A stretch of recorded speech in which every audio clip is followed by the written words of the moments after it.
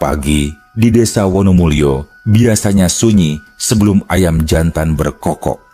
Kabut tipis menggantung di antara pepohonan dan embun menempel di ujung daun singkong di ladang warga.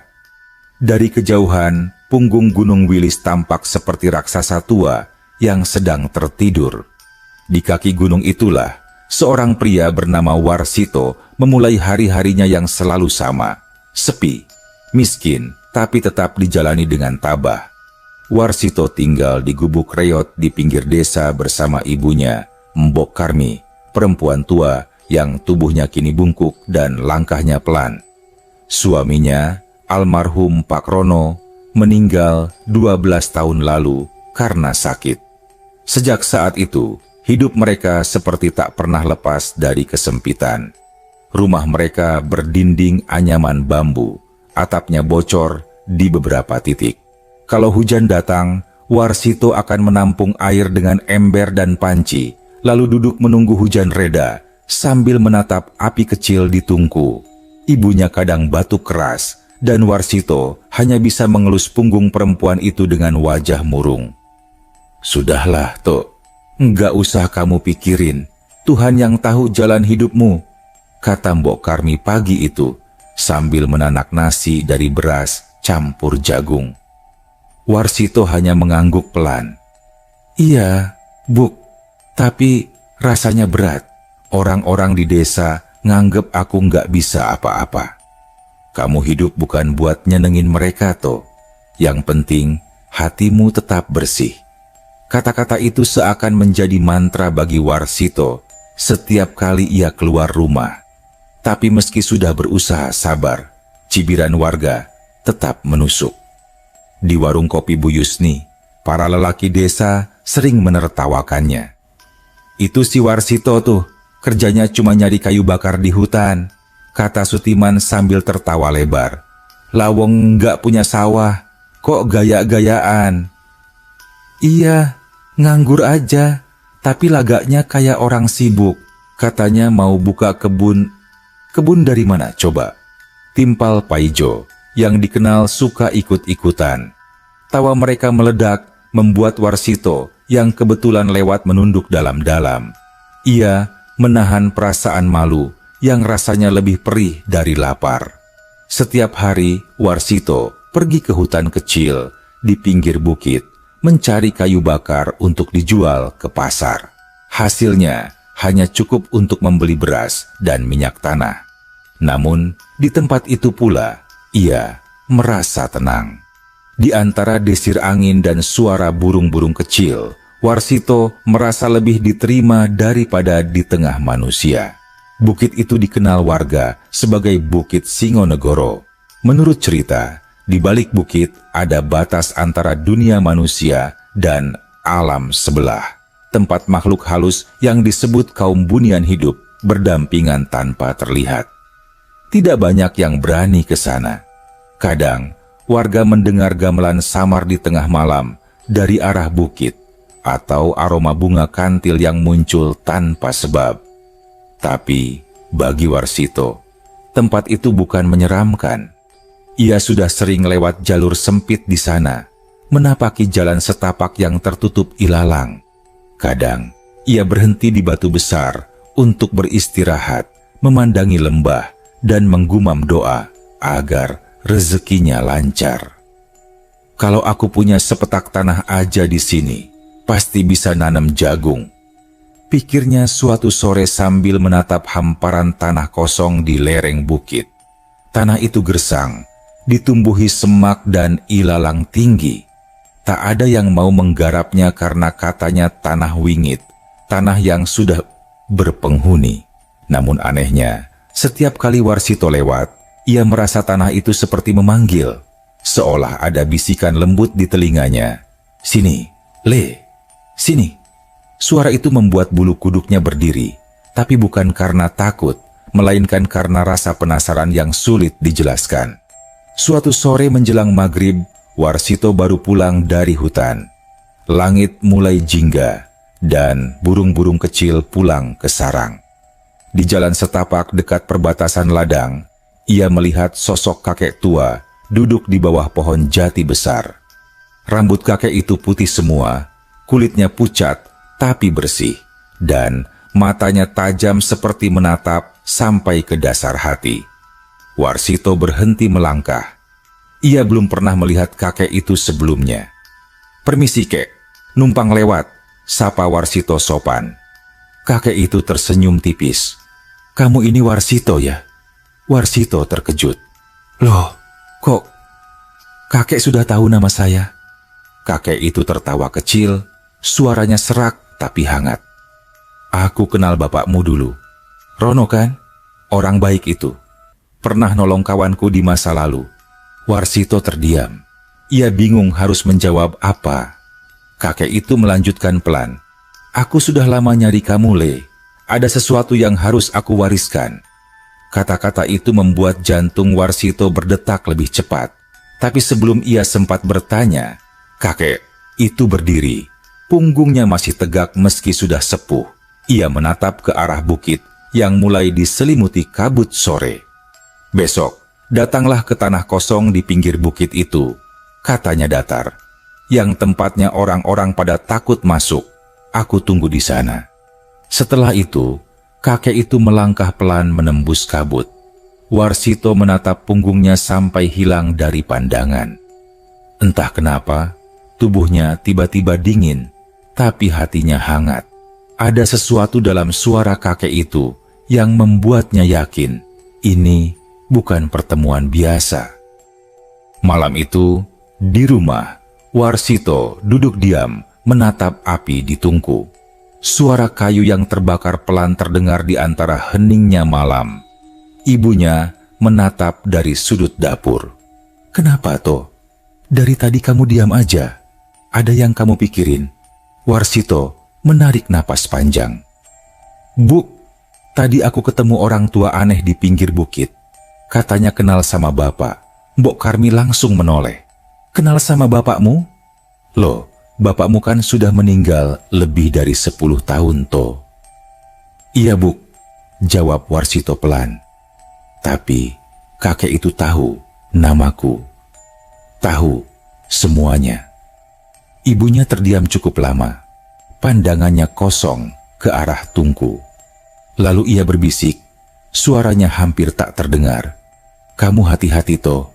Gak semua orang tua yang kita temui itu manusia." Di luar, angin malam bertiup lembut, menggoyangkan daun pisang di belakang rumah. Anjing tetangga menggonggong pelan ke arah bukit. Warsito menatap keluar jendela. Kabut mulai turun, menutupi separuh langit. Keesokan paginya, kabut masih menyelimuti desa Wonomulyo. Udara dingin terasa menusuk kulit. Warsito bangun lebih pagi dari biasanya, menjerang air untuk ibunya, lalu menyiapkan sarapan sederhana, nasi jagung dengan sambal tempe. Ibunya, Mbok Karmi, duduk di amben bambu sambil menyisir rambutnya yang sudah putih. "Kamu mau ke bukit lagi, Toh?" tanyanya. "Iya, Bu. Kakek itu suruh aku datang ke sana. Katanya mau kasih sesuatu." Mbok Karmi memandang anaknya lama. "Aku nggak enak hati, Toh. Takutnya bukan orang biasa." Warsito tersenyum tipis. "Aku juga mikir gitu, Bu. Tapi suaranya kemarin itu, entah kenapa bikin aku percaya. Aku cuman pengen tahu." Ibunya menghela napas panjang. "Ya sudah, tapi hati-hati. Kalau ada yang aneh, langsung pulang. Jangan bilang iya kalau dikasih apa-apa. Dengerin kata orang tua, jangan serakah." Warsito mengangguk. "Iya, Bu. Aku cuma mau lihat aja." Jalan menuju Bukit Singonegoro masih licin karena embun. Daun-daun pisang menggantung berat dan rumput liar menempel di kaki Warsito yang hanya memakai sandal jepit. Ia berjalan perlahan, membawa bekal air putih dalam botol plastik. Saat sampai di tanah kosong yang kemarin ia lihat, kabut mulai menipis. Dari kejauhan, sosok kakek tua itu sudah berdiri di tengah tanah lapang, bersandar pada tongkat kayu panjang. Warsito menegur sopan. "Permisi, Kek. Ini saya, Warsito." Kakek itu menoleh dan tersenyum lemah. "Kamu datang juga, Le. Bapakmu pasti senang." Warsito mendekat, wajahnya heran. "Bapak saya? Memangnya Simbah kenal betul sama beliau?" Kakek itu mengangguk pelan. "Iya, dulu bapakmu pernah menolong kami. Waktu itu ada kejadian besar di sini, tapi orang-orang desa nggak tahu. Karena kebaikan dia, kami janji akan menjaga keturunannya." Warsito makin bingung. "Menjaga? Maksudnya gimana, Kek?" Kakek itu tersenyum samar. "Ada hal-hal yang tidak semua mata bisa lihat. Tapi kamu tenang saja. Niatmu baik. Tanah ini," ia menunjuk ke hamparan semak di sekeliling, "sekarang milikmu. Ini warisan dari bapakmu." Warsito menatap sekeliling. "Tanah ini? Tapi, Kek, ini kan tanah kosong. Orang-orang bilang tempat ini angker. Nggak ada yang mau datang ke sini." Kakek itu tertawa pelan. "Angker hanya bagi yang hatinya kotor. Tanah ini hidup. Kalau kamu jujur dan sabar, rawat dengan tanganmu. Jangan serakah. Nanti dia akan memberi lebih dari yang kamu minta." Warsito terdiam, merasa bulu kuduknya berdiri. "Tapi, kenapa saya, Kek?" "Karena darah bapakmu masih mengalir di kamu," jawab sang kakek lembut. "Kami hanya menepati janji. Tapi ingat, jangan pernah menjual tanah ini. Ini batas antara dunia kalian dan dunia kami. Kalau kamu menghormatinya, kami juga akan menjagamu." Kakek itu lalu mengeluarkan sebilah pisau kecil dengan gagang kayu hitam dari balik kainnya. "Ini milik bapakmu. Gunakan kalau kamu mau mulai menanam. Jangan takut dengan apapun yang kamu dengar nanti." Warsito menerima benda itu dengan tangan gemetar. "Terima kasih, Kek. Saya nggak tahu harus ngomong apa." Kakek itu tersenyum. "Cukup bilang syukur dalam hati. Sekarang pulanglah. Besok mulai bersihkan tanah ini. Tapi ingat, kalau malam jangan datang ke sini dulu." Sebelum Warsito sempat menanyakan lebih lanjut, kabut tebal tiba-tiba turun.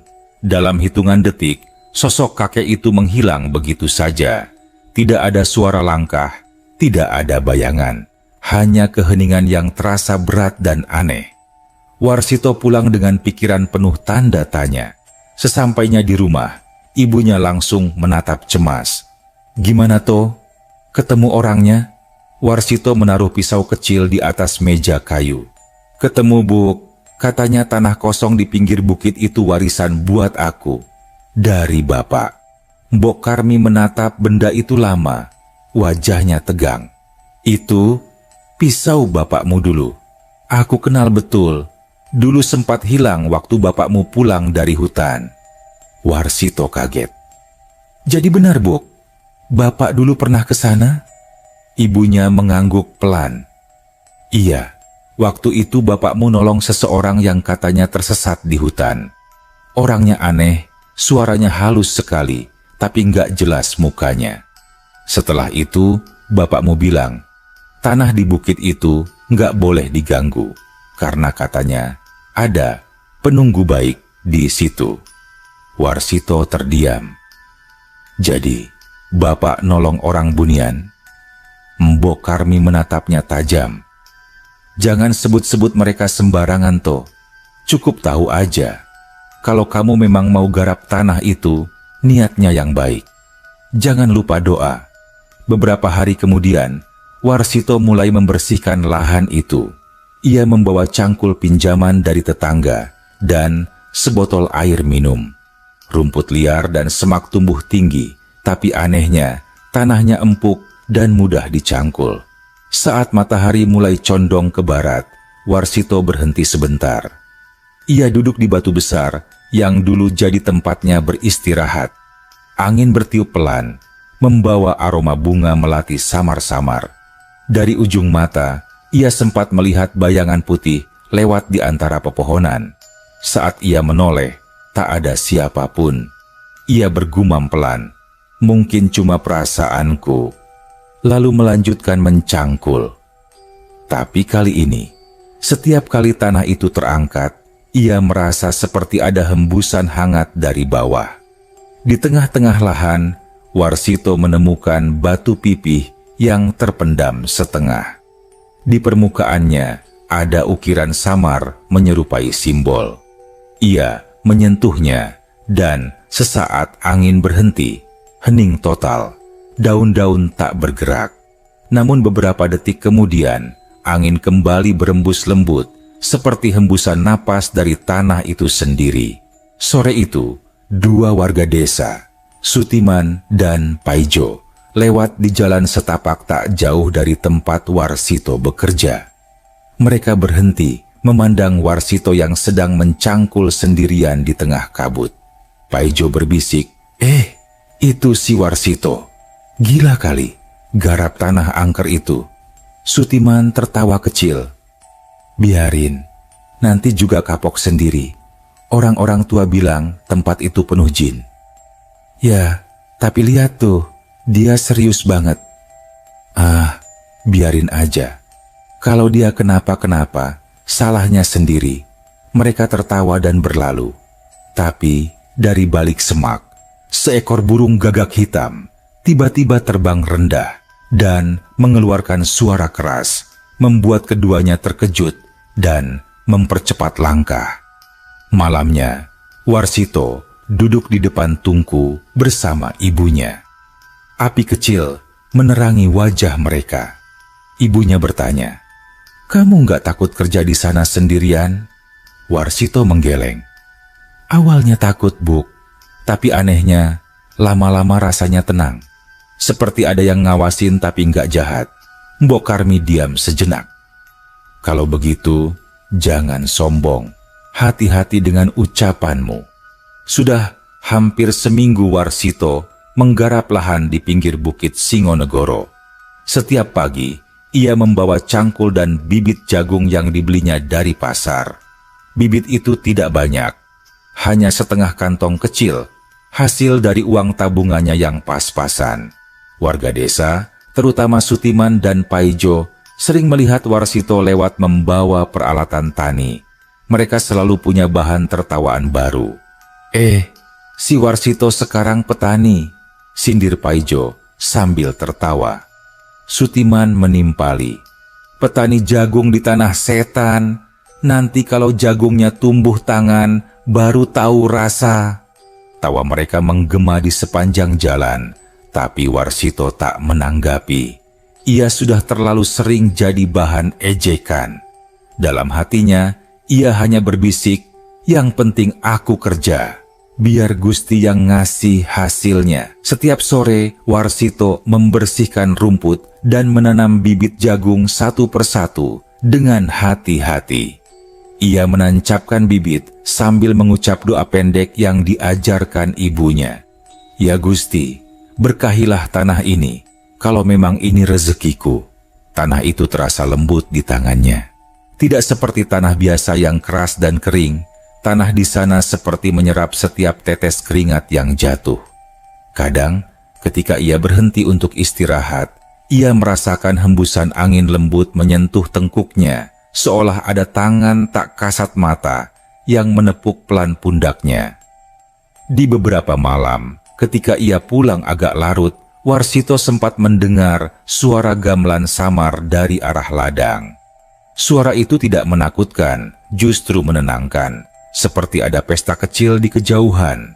Tapi anehnya, setiap kali ia menoleh, kabut tebal selalu menutup pandangan. Ibunya sempat menegurnya, "Toh, jangan sering pulang malam dari ladang. Kau nggak tahu apa yang main di sana waktu malam." Warsito mengangguk. "Iya, Buk, aku cuma mau nyelesain cepat, biar bisa tanam semua." "Kerja itu boleh, tapi jangan ngelawan waktu. Malam bukan jam manusia," pesan ibunya lirih. 2 minggu kemudian, sesuatu yang tidak masuk akal terjadi. Warsito mendatangi ladangnya pagi-pagi, seperti biasa. Tapi, begitu sampai, ia tertegun. Bibit yang baru 2 minggu lalu ditanam, kini sudah tumbuh tinggi, setinggi lutut orang dewasa. Daunnya hijau segar, batangnya tegak, dan tanah di sekitarnya tampak lembab seperti baru disiram. Warsito berjongkok, memegang daun jagung itu. Tidak ada tanda-tanda binatang atau hama. Semuanya tumbuh sempurna. Ia menatap ke sekeliling, tertegun. Padahal aku belum sempat nyiram. Gumamnya. Ia menyentuh tanah itu lagi, dan sesaat terasa hangat, seperti ada aliran kehidupan dari bawah. Di telinganya terdengar desiran lembut. Bukan angin, tapi seperti bisikan halus yang tidak bisa dimengerti. Beberapa hari kemudian, kabar tentang ladang ajaib itu menyebar ke seluruh desa. Di warung Bu Yusni, orang-orang mulai membicarakannya. Kata orang, jagungnya si Warsito tumbuh cepat banget. Nggak wajar, ujar seorang bapak paruh baya sambil menyeruput kopi. Sutiman mengangkat alis.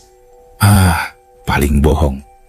Tanah di bukit itu kan tandus, ditanam apapun nggak bakal hidup. Tapi Bu Yusni yang rumahnya tak jauh dari arah ladang, ikut menyahut. Lah, aku sendiri kemarin lihat Man, waktu cari daun pisang. Jagungnya udah tinggi, padahal baru 2 minggu. Paijo mendecak, mungkin dia pakai pupuk kimia Bu. Tapi orangnya aja miskin Jo, beli pupuk dari mana? Obrolan itu membuat suasana warung mendadak hening. Semua orang saling berpandangan. Lalu salah satu warga berbisik pelan, jangan-jangan dia dibantu makhluk halus? Seketika, suasana menjadi tegang. Sore itu, Warsito pulang membawa beberapa batang jagung muda yang tumbuh paling luar untuk diberikan ke ibunya. Ia masih heran sendiri dengan cepatnya pertumbuhan itu. Bu, lihat ini, baru 2 minggu sudah sebesar ini. Mbok Karmi memegang batang jagung itu pelan, wajahnya serius. Tanah itu memang beda toh. Tapi ingat, jangan sombong. Jangan juga merasa punya. Anggap saja, kamu cuma numpang nanam. Warsito mengangguk pelan. Iya Bu, aku juga ngerasa ada yang aneh. Tapi selama aku kerja dengan niat baik, rasanya aman. Ibunya menatapnya dalam-dalam. Baik, asal jangan lupa berdoa setiap mau mulai kerja. Dan jangan ngomong sembarangan di ladang. Malam itu, saat Warsito sedang duduk di depan rumah, datanglah Pak Lurah Darmadi. Lelaki setengah baya itu dikenal angkuh dan suka ikut campur urusan warga. Ia datang bersama 2 perangkat desa, membawa senter dan tongkat. Warsito, sapa Pak Lurah dengan nada tinggi. Aku dengar kamu buka lahan di bukit ya? Iya Pak, saya garap tanah kosong di pinggir bukit. Kenapa Pak? Pak Lurah menatapnya tajam. Tanah itu bukan sembarangan toh. Itu masuk batas tanah desa. Kau nggak bisa seenaknya ngaku-ngaku punya. Warsito tertegun. Tapi saya nggak ngaku Pak. Cuma ngurus tanah kosong. Lagi pula, saya dikasih izin sama kakek tua. Kakek tua? Siapa? Potong Pak Lurah cepat. Saya nggak tahu namanya Pak, tapi dia bilang kenal dengan almarhum bapak saya. Katanya tanah itu warisan. Pak Lurah tertawa sinis. Warisan dari siapa? Dari jin? Suasana menjadi tegang. Ibunya keluar dari dalam rumah, mencoba menengahi. Pak Lurah, jangan nuduh yang enggak-enggak. Kami nggak ganggu siapa-siapa. Warsito cuma nanam jagung buat makan. Pak Lurah mendengus. Ya, kita lihat saja nanti. Aku akan periksa lagi tanah itu. Kalau benar masuk tanah desa, kamu harus minggat dari sana. Tanpa menunggu jawaban, Pak Lurah pergi, meninggalkan mereka dalam diam. Beberapa hari kemudian, ladang Warsito makin menakjubkan. Jagung-jagungnya tumbuh 2 kali lipat, lebih cepat dibanding ladang manapun di desa itu. Daunnya hijau pekat, dan tongkol-tongkolnya besar, seolah menyimpan kekuatan bumi di dalamnya. Tapi bersamaan dengan itu, keanehan-keanehan mulai muncul. Suatu pagi, Warsito menemukan bekas tapak kaki kecil di antara barisan jagung, seperti jejak anak-anak yang berjalan tanpa alas kaki. Tapi jejak itu tidak menuju kemanapun, berhenti begitu saja di tengah ladang. Kadang, ketika ia bekerja, terdengar suara tawa halus di kejauhan, seperti anak kecil bermain petak umpet. Tapi setiap kali ia mencari, tak ada siapapun. Ia menceritakan hal itu pada ibunya malam hari. "Buk, aku sering dengar suara anak kecil di ladang. Tapi waktu aku lihat, nggak ada orang." Ibunya menatapnya tenang. "Itu bukan anak kecil toh, tapi mereka yang dulu bapakmu bantu. Kalau mereka tertawa, tandanya mereka senang." Warsito terdiam. Suara gamelan samar terdengar lagi dari arah bukit. Kali ini iramanya lebih jelas, pelan, mengalun, seperti tembang lama yang penuh makna. Beberapa hari setelah itu, Warsito panen. Tongkol-tongkol jagungnya besar dan padat, hasilnya luar biasa. Warga desa berdatangan melihat dengan mata kepala sendiri. Sutiman melongo. "Astaga, ini jagung beneran?" Paijo menyentuh satu batang, lalu menarik tangannya cepat-cepat. "Panas, Man, kayak baru keluar dari oven. Bu Yusni yang ikut datang hanya bisa geleng-geleng." "Ini bukan hasil biasa, tanahnya kaya sekali." Pak Lurah yang mendengar kabar itu langsung datang lagi. Kali ini dengan wajah cemberut. Ia memeriksa tanah itu sambil pura-pura mengukur dengan tongkat kayunya. "Tanah ini resmi milik desa. Kamu nggak boleh klaim sendiri," katanya lantang. Warsito menatapnya dengan tenang. "Saya nggak klaim, Pak. Saya cuma kerja di sini. Kalau Bapak mau ambil, silakan.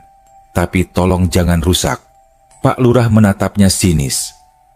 "Kau pikir aku takut sama cerita hantu?" Angin mendadak berembus kencang. Daun-daun jagung bergoyang kuat, menimbulkan suara gemerisik keras. Semua orang menoleh ke arah bukit. Di sela kabut, tampak bayangan putih berdiri tegak di pinggir ladang, diam seperti patung. Beberapa warga langsung mundur ketakutan. Pak Lurah menelan ludah, tapi mencoba tetap tegar. "Itu cuma kabut," katanya pelan. Tapi suaranya terdengar gemetar. Malamnya, Warsito duduk di depan rumah sambil menatap ke arah ladang yang kini bersinar samar karena cahaya bulan. Ibunya datang membawa secangkir teh hangat. "Bu," kata Warsito perlahan, "kalau benar mereka bantu aku, apa aku boleh terus nanam di sana?" Ibunya menatapnya lama, lalu berkata lembut, "Kalau hatimu bersih, mereka akan terus menjaga. Tapi ingat, jangan biarkan manusia yang tamak ikut campur. Mereka tidak suka kalau yang serakah datang ke wilayahnya." Musim panen jagung Warsito membawa kehebohan ke seluruh desa Wonomulyo. Belum pernah warga melihat hasil panen sebesar itu dari tanah yang dulu mereka anggap tandus. Tongkol-tongkol jagungnya besar, butirannya padat dan mengilap seperti emas muda.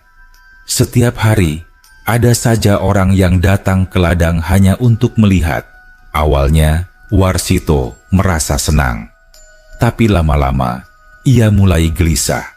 Semakin banyak orang datang, semakin banyak pula bisikan-bisikan miring yang terdengar di belakangnya. Katanya, dia pakai pesugihan. Aku dengar dia dibantu jin. Jangan-jangan dia tumbal ibunya. Warsito mendengar semua itu dengan dada sesak. Ia tak pernah berniat menakuti siapapun. Ia hanya ingin hidup layak, tidak terus dihina karena kemiskinan.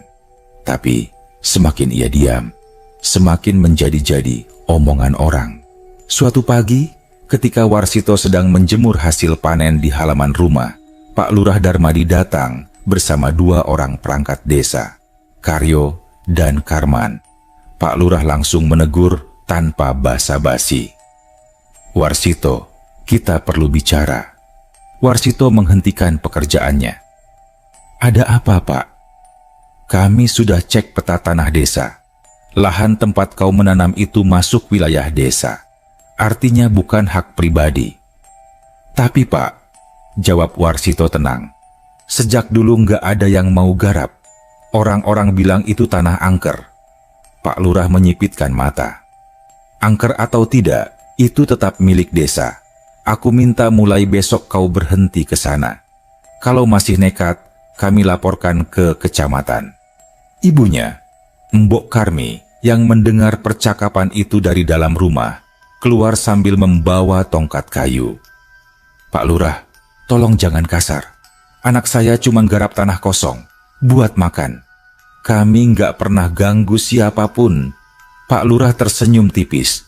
"Bu Karmi, kami ngerti. Tapi hukum tetap hukum."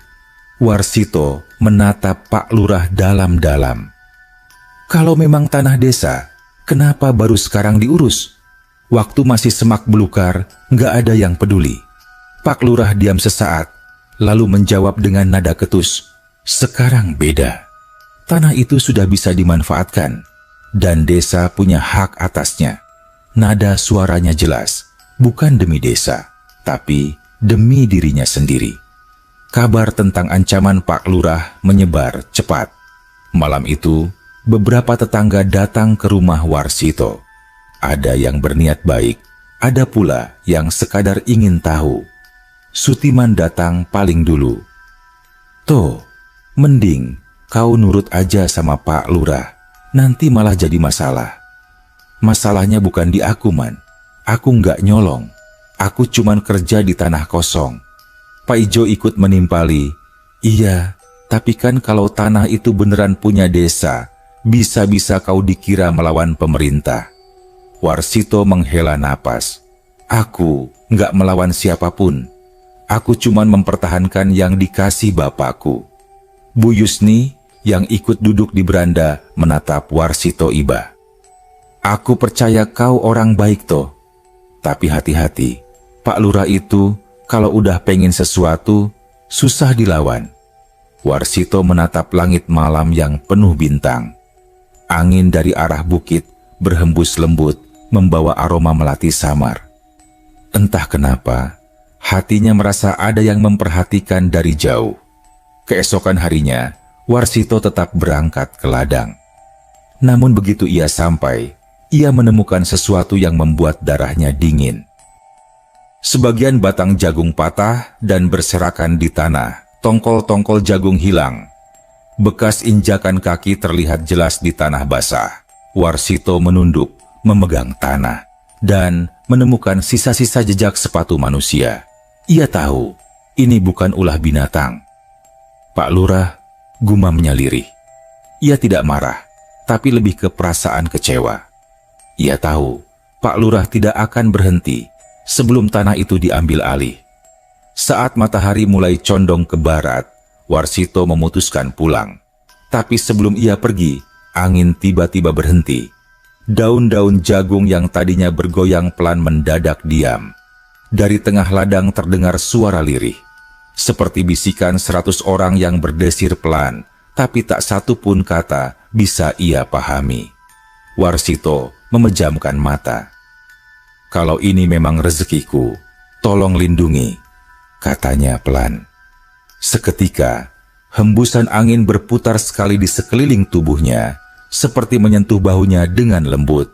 Suara bisikan itu perlahan hilang. Malamnya, di rumah, Warsito bercerita pada ibunya. "Buk, ladangku dirusak orang. Jagung banyak yang hilang." Mbok Karmi diam lama, lalu berkata lirih, "Mereka akan menilai sendiri. Kau jangan balas. Biar yang menjaga tanah itu yang bertindak." Warsito menatap ibunya. "Yang menjaga?" "Ya, mereka tahu siapa yang tamak." 3 malam kemudian, desa Wonomulyo diguncang peristiwa aneh. Sekitar tengah malam, warga dikejutkan oleh suara gamelan keras dari arah bukit. Seperti ada pesta besar. beberapa warga keluar rumah dan menatap ke arah bukit. Di kejauhan, terlihat cahaya kemerahan berkelap-kelip di tengah kabut. Paijo yang penasaran sempat berkata, "Apa itu api?" "Kebakaran ya." Tapi sebelum ada yang menjawab, dari kejauhan terdengar suara tawa anak-anak kecil yang nyaring, diikuti hembusan angin dingin yang membuat bulu kuduk semua orang berdiri. Keesokan paginya, Pak Lurah datang ke balai desa dengan wajah pucat. Karyo dan Karman, dua perangkat yang kemarin menemaninya ke ladang Warsito, tak berani bicara. Rupanya, malam itu mereka bermaksud datang diam-diam ke ladang untuk menandai batas tanah, tapi mereka malah tersesat di kabut dan mendengar suara orang tertawa di sekitar mereka. Karyo bercerita dengan suara gemetar, "Saya dengar suara perempuan nyanyi, Pak. Padahal di situ cuman kita bertiga. Pas saya nengok ada bayangan putih lewat." Kaman menambahkan, "Waktu mau pulang, jalan yang tadi kita lewati tiba-tiba hilang. Muter-muter terus sampai hampir subuh baru bisa keluar." Pak Lurah menatap mereka tajam. "Jangan cerita aneh-aneh, nanti warga tambah takut." Tapi wajahnya sendiri pucat pasi, matanya merah karena kurang tidur. Ia tahu mereka tidak berbohong. Sementara itu, Warsito tetap bekerja di ladang dengan tenang. Setiap kali ia datang, ladangnya tampak semakin subur, seolah alam sendiri melindungi. Bahkan, bagian yang dirusak orang pun tumbuh kembali. Batang-batang jagung berdiri tegak lagi, daunnya hijau, tanpa tanda patah sedikit pun. "Tanah ini hidup," gumamnya dalam hati. Suatu siang, ia mendengar langkah kaki mendekat. Ternyata Bu Yusni datang membawakan air minum. "Warsito, kamu nggak takut kerja di sini sendirian?" tanya Bu Yusni. Napasnya terengah. "Enggak, Bu. Justru di sini saya merasa aman. Kalau di rumah malah sering didatangi orang yang marah-marah." Bu Yusni menghela napas. "Ya sudahlah, Toh. Yang penting kamu hati-hati. Orang iri itu lebih berbahaya daripada hantu." Warsito tersenyum tipis. "Saya cuma mau hidup tenang, Bu." Malam itu, langit mendung. Di kejauhan, petir sesekali menyambar, menyinari siluet bukit yang tertutup kabut. Warsito duduk di depan tungku bersama ibunya. "Bu," katanya pelan, "kenapa ya? Orang jahat itu kayaknya selalu punya cara buat nyusahin orang baik." Ibunya menatap api yang menyala kecil. "Karena orang jahat takut kalah sama yang sabar, Toh. Mereka iri bukan karena kau salah, tapi karena kau bisa bahagia dengan sedikit." Di luar, suara petir terdengar lagi, lalu diikuti bunyi halus seperti langkah-langkah kecil di teras rumah. Warsito menoleh, tapi tak ada siapapun. Mbok Karmi berkata tenang, "Itu mereka. Mereka datang ngasih tahu kalau waktunya makin dekat." "Waktu apa, Bu?" "Waktu orang tamak akan dapat pelajaran." Keesokan harinya, kabar mengejutkan datang. Pak Lurah Darmadi memutuskan akan datang langsung ke ladang Warsito bersama beberapa warga untuk memeriksa ulang batas tanah. Tapi malam sebelum rencana itu terlaksana, angin di desa Wonomulyo bertiup aneh, kencang tapi tak membawa dingin, seperti hembusan napas panas dari bumi. Anjing-anjing menggonggong ke arah bukit tanpa henti. Burung gagak terbang rendah berputar di atas ladang Warsito. Di dalam rumahnya, Warsito tidak bisa tidur. Dari jendela, ia melihat kilatan cahaya samar dari arah ladang. Bukan petir, tapi seperti lentera-lentera kecil yang berputar di udara. Ia teringat pesan kakek tua itu dulu. "Kalau kamu menghormati, kami akan menjaga." Warsito memejamkan mata dan berdoa, "Kalau memang ini ujian, tolong lindungi yang benar dan tunjukkan siapa yang serakah." Di kejauhan, kabut mulai turun dari puncak Bukit Singonegoro, pelan tapi pasti menyelimuti seluruh ladang. Dan malam itu, sesuatu bergerak di antara jagung-jagung tinggi, langkah-langkah ringan, suara tawa halus, dan cahaya kecil yang menari di udara, seolah para penghuni lama tanah itu mulai bersiap menampakkan diri. Hari itu, matahari seperti enggan terbit sempurna. Langit pagi di desa Wonomulyo berwarna abu-abu pucat. Pak Lurah Darmadi berdiri di halaman rumahnya sambil meneguk kopi. Wajahnya tegang. Ia sudah bertekad, hari ini ladang itu akan ia kuasai. Ia tak mau kalah dari orang miskin seperti Warsito yang tiba-tiba jadi pusat perhatian warga. Kalau aku biarkan, nanti semua orang mau seenaknya garap tanah desa, katanya keras pada Karyo dan Kaeman yang menunggu di depan rumah. Tapi Pak, kata Karyo ragu, setelah kejadian malam kemarin, mungkin lebih baik ditunda dulu. Pak Lurah menatapnya tajam. Kamu takut sama cerita rakyat? Itu cuman halusinasi. Kita buktikan sendiri nanti siang. Menjelang sore, rombongan kecil itu berangkat. Ada Pak Lurah, Karyo, Karman, Sutiman, dan 2 warga muda yang diminta ikut. Mereka membawa cangkul dan patok kayu untuk menandai batas tanah. Sementara itu, Warsito sudah lebih dulu ada di ladang, menyiangi batang jagung yang tersisa. Saat rombongan mendekat, Warsito berdiri tegak.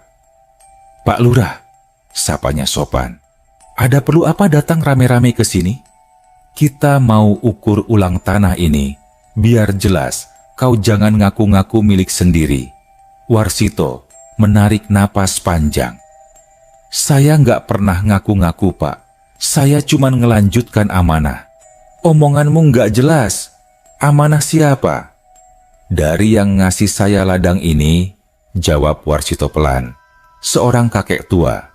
Katanya, ini warisan dari ayah saya yang dulu pernah bantu mereka. Pak Lurah mendengus. Kakek tua? Siapa? Nama dan alamatnya jelas enggak? Warsito hanya menatap tenang. Orang Bunian enggak tinggal di alamat, Pak.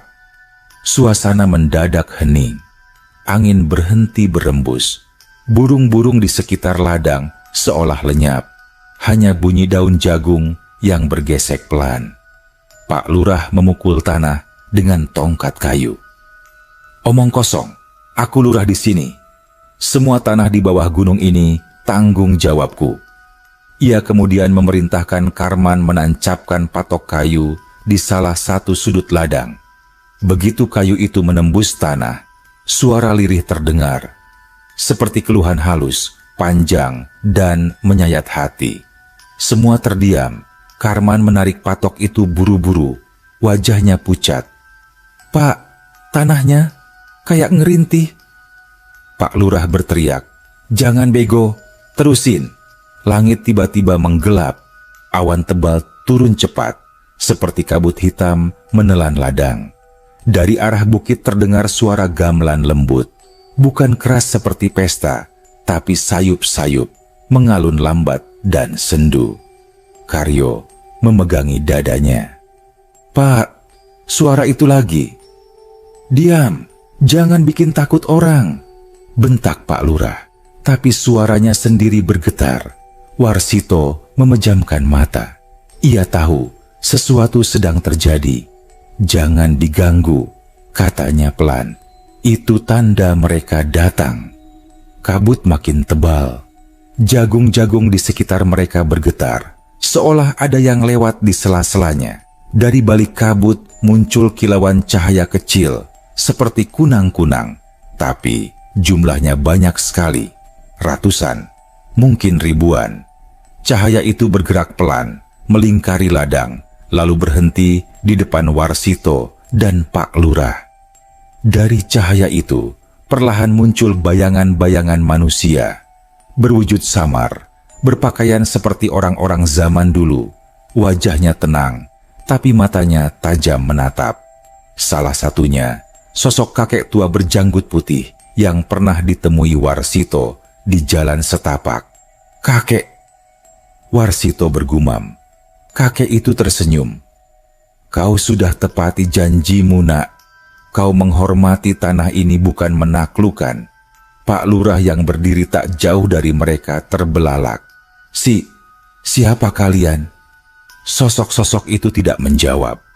Tapi udara di sekeliling mereka bergetar halus, dan dari dalam kabut muncul suara perempuan lembut, seolah berasal dari bumi itu sendiri. "Tanah ini bukan untuk dijual, bukan untuk dirampas. Tanah ini dijaga oleh yang pernah menanam kebaikan." Karman dan Karyo langsung mundur, ketakutan. Sutiman hampir jatuh terduduk. Pak Lurah mencoba berbicara lagi, tapi suaranya tercekat.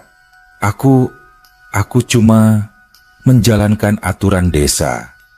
Kakek itu menatapnya lama, lalu berkata dengan suara tenang tapi dalam, "Aturan manusia akan berubah, tapi batas alam tak bisa disilang. Kau melangkah terlalu jauh, Lurah. Pulanglah sebelum kabut menutup jalanmu." Saat kata-kata itu terdengar, angin bertiup kuat sekali. Kabut menebal hingga jarak pandang hanya 1 langkah. Warsito menunduk, menutup matanya rapat-rapat. Ia merasakan tanah di bawah kakinya bergetar lembut, seperti berdenyut. Ketika angin mereda, kabut pelan-pelan menghilang. Ladang kembali seperti semula, hanya jagung dan tanah. Tak ada siapapun di sana. Tapi semua yang hadir tahu, mereka tidak sedang berhalusinasi. Pak Lurah berdiri terpaku. Bajunya basah oleh keringat, wajahnya pucat pasi. Ia menatap Warsito dengan mata gemetar. "Toh, aku nggak akan ganggu lagi. Tanah itu bukan urusanku." Warsito hanya menunduk hormat. "Terima kasih, Pak. Saya juga cuma pengen hidup tenang." Pak Lurah berbalik, berjalan tergesa menuruni jalan setapak, diikuti Karyo, Karman, dan yang lain. Tak satu pun berani menoleh ke belakang. Malam itu, desa sunyi. Tak ada yang keluar rumah. Orang-orang masih membicarakan apa yang dilihat di ladang siang tadi. Cahaya, kabut, dan suara gamelan yang seolah berasal dari langit. Di rumahnya, Warsito duduk di beranda bersama ibunya. "Aku pikir tadi mereka marah, Bu," katanya pelan. Mbok Karmi tersenyum samar. "Mereka nggak marah toh, mereka cuma ingin diingat. Dulu ayahmu pernah menolong mereka. Sekarang mereka balas budi." Warsito terdiam lama. Angin malam berembus lembut. Di kejauhan terdengar lagi suara gamelan. Kali ini sangat halus, seperti nyanyian yang menenangkan. "Ayahmu dulu bilang," lanjut ibunya, "batas manusia dan bunian itu seperti garis tipis di embun pagi. Kalau kita tahu cara melangkahnya, 2 dunia bisa hidup berdampingan tanpa saling melukai." Warsito menatap ke arah bukit yang kini diselimuti cahaya bulan separuh. Di antara jagung-jagung tinggi, ia melihat sekilas bayangan kakek tua itu berdiri menatapnya, lalu perlahan lenyap ke dalam kabut. Keesokan paginya, kabar tentang kejadian itu menyebar ke seluruh desa. Tidak ada yang berani lagi mendekati ladang Warsito tanpa izin. Bahkan Pak Lurah sendiri, setelah malam itu, berubah sikap, lebih tenang, lebih rendah hati. Ia bahkan datang ke rumah Warsito untuk meminta maaf secara langsung. "Maafkan saya toh," katanya lirih. "Kadang manusia suka lupa kalau bukan semua hal bisa dibeli atau diatur." Warsito menunduk sopan. "Yang penting sekarang kita sama-sama ngerti, Pak. Tanah itu cuma titipan, bukan milik siapapun." Sejak hari itu, warga desa Wonomulyo mulai menghormati Warsito dan ibunya. Mereka tak lagi memandang rendah, bahkan sering datang untuk belajar cara menanam jagung di tanah kering. Warsito tak pernah menolak siapapun, tapi ia selalu berpesan satu hal. Kalau mau tanam, niatkan buat hidup, bukan buat serakah. Dan di malam-malam tertentu, saat bulan purnama menggantung di atas bukit Singonegoro, warga yang tinggal paling dekat dengan ladang sering mendengar suara gamelan halus dari kejauhan. Bukan menakutkan, tapi seperti lagu syukur dari alam yang damai. Mereka tahu itu tanda bahwa kaum Bunian masih menjaga batas mereka, dan bahwa Warsito telah menjadi bagian dari mereka, manusia yang dipercaya menjaga keseimbangan antara dua dunia. Beberapa bulan berlalu setelah kejadian di ladang itu. Desa Wonomulyo perlahan kembali tenang, tapi suasananya tak lagi sama. Warga yang dulu menertawakan Warsito kini justru menaruh hormat. Orang-orang yang dulu sering meludah di tanah depan rumahnya kini menyapanya dengan sopan. Bahkan anak-anak kecil yang lewat depan rumah selalu menunduk sambil berkata pelan, "Permisi Mas Sito." Warsito tidak pernah menuntut apa-apa. Ia tetap hidup sederhana, tetap berjalan kaki ke ladang setiap pagi, tetap pulang sore dengan baju penuh tanah. Tapi di balik kesederhanaan itu ada sesuatu yang berubah. Ketenangan. Ia tidak lagi dibebani rasa hina, tidak lagi merasa sendirian. Ladang di pinggir bukit Singonegoro kini menjadi sumber kehidupan baru bagi banyak warga.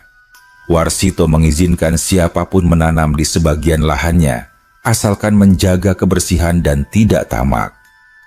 Tanah yang dulu dianggap angker kini tumbuh subur dengan jagung dan singkong. Serawung, karena di sanalah manusia dan yang lain saling bersua dalam damai. Suatu sore, Warsito duduk di bawah pohon trembesi di tepi ladang. Angin bertiup lembut, membawa aroma manis bunga liar. Ia memandangi hamparan hijau yang bergoyang pelan diterpa angin. Di ujung pandangannya, kabut tipis mulai turun dari arah bukit, seperti tirai lembut yang menutupi batas dunia. "Ibu," katanya saat Mbak Karmi datang membawa air minum, "kadang aku masih nggak percaya semua ini nyata." Ibunya tersenyum sambil duduk di sampingnya. "Kalau bukan nyata, kita nggak mungkin bisa ngerasain kedamaian kayak sekarang." "Bu, apa mereka masih di sana?" "Masih," jawab ibunya pelan. "Cuma mereka nggak perlu nunjukin diri lagi. Kau sudah ngerti cara menghormati mereka." Warsito menatap langit yang mulai jingga. "Aku pengen bilang terima kasih ke mereka, tapi nggak tahu harus bagaimana." "Cukup rawat tanah ini toh. Itu cara terbaik buat berterima kasih. Karena tanah ini bukan cuma tanah, tapi warisan dari yang dulu menanam kebaikan." Malam itu, Warsito tak langsung pulang. Ia duduk di pematang, memandangi ladangnya yang diterangi cahaya bulan separuh. Sekelilingnya sunyi, hanya suara jangkrik dan desir angin. Namun tiba-tiba, dari tengah ladang terdengar suara gamelan lembut. Alunannya begitu halus, seperti berbisik di telinga. Lalu, dari arah kabut, muncul cahaya-cahaya kecil, bertebaran di antara batang jagung. Warsito berdiri, menunduk hormat. Dari balik cahaya itu, tampak sekilas sosok kakek tua berjanggut putih, tersenyum. Suaranya lirih, tapi jelas. "Tanah ini telah kembali hidup karena hatimu bersih. Teruskan, nak.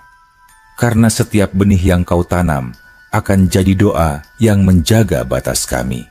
Warsito menunduk lebih dalam. Suaranya bergetar. "Matur nuwun, kek. Matur nuwun."